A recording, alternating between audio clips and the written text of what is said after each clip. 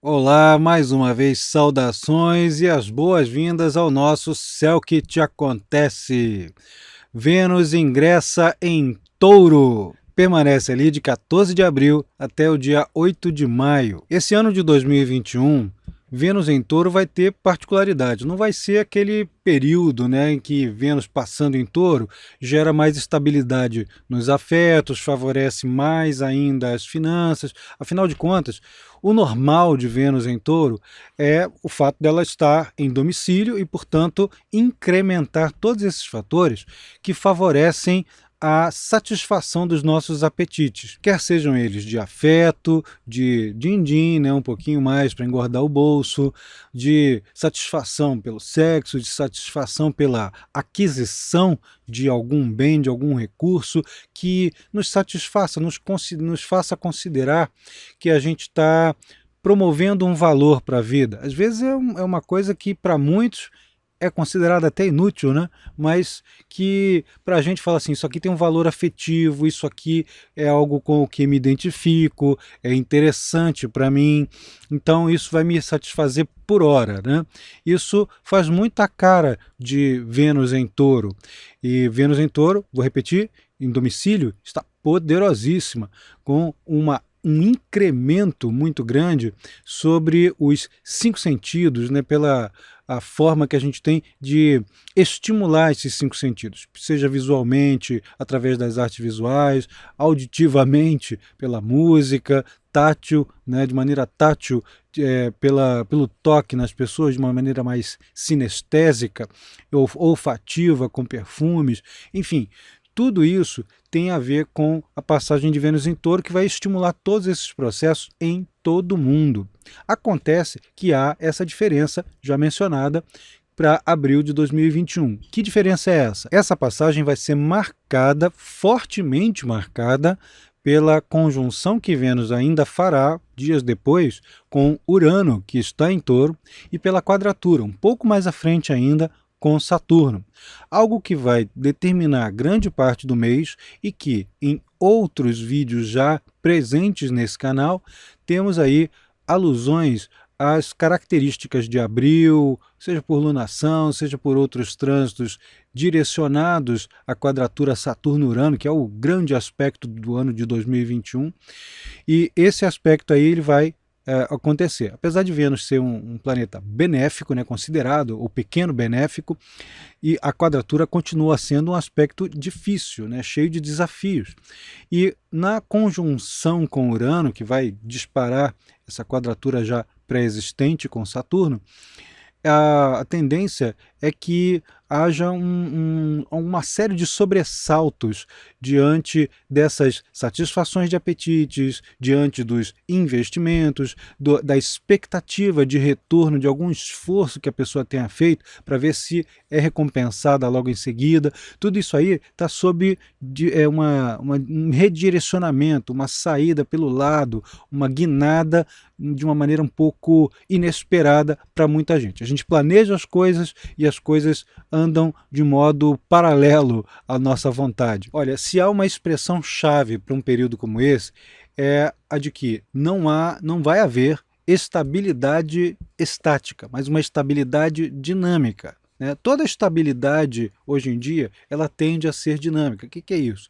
A gente buscar uma regularidade de remuneração, de formas de satisfação, de conforto e tal, mas que seja feito de uma maneira que a gente não fique sentado ou deitado em berço esplêndido, que a gente faça alguma coisa o tempo todo, esteja o tempo todo se reciclando para atingir esse estado de conforto. E durante essa passagem aí de Vênus em Touro, que vai ter essa especialidade aí, temos turbulências, majoritariamente turbulências na área afetiva, que é um campo de Vênus, e também nas finanças, que é um campo de Vênus e de Touro. Olha, as pessoas que tendem a ser muito apegadas, muito ciumentas, muito ciosas de relacionamentos, meio coisa de posse assim, isso dá problema beça durante uma fase como essa. Tente dar espaço para os parceiros raciocinarem, sentirem e se expressarem até criativamente, sem a intervenção de todo mundo, ou sem a sua intervenção, né?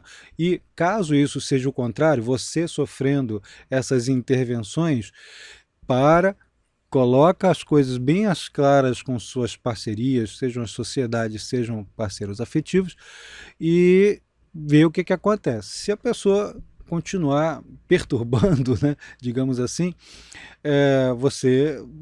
a relação vai balançar.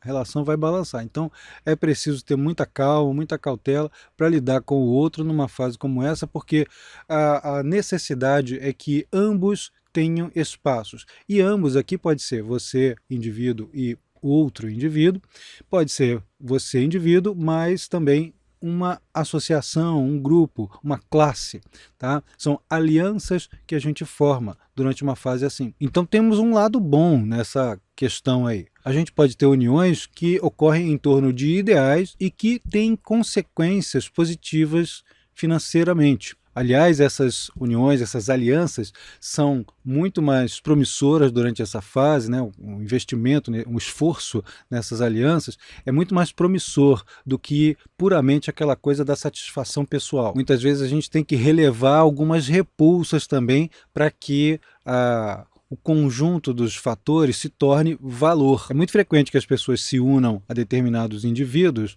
também como forma de fazer frente a repulsas que possuem a outros ou algumas circunstâncias. Aqui é preciso haver uma mediação, porque algumas das repulsas não vão poder ser nem ignoradas, nem afastadas de todo. Muitas vezes a gente é obrigado a trabalhar ao lado das repulsas. Isso é que é mais interessante, né?